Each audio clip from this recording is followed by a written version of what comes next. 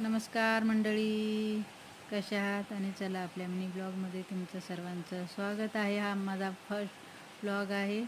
कसा वाटला नक्की सांगा, कारण मी जेवणाच्या रेसिपीचे छोटे मोठे व्हिडिओ टाकत असते. तर माझी मुलगी म्हणते काहीतरी, मला असं वाटते दूरदर्शनवर तू समाचार देते, एकदम सिरियस होऊन बोलत असते. तर म्हणलं चला आज काहीतरी वेगळं दाखवूया. तर चला, आज रविवार आणि कामाला झाली सुरुवात. इथे मी भांड्याची जाळी साफ करून घेतलेली आहे, भांडे पण साफ करून घेतलेले आहेत.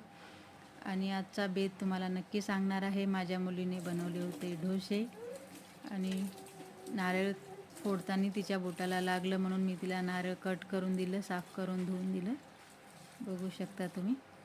आणि आम्ही कढीपत्ता आणि इडलीचं बॅटर मागवलं होतं, तर मी हा कढीपत्ताही व्यवस्थित साफ करून एका डब्यात भरून फ्रीजमध्ये ठेवला.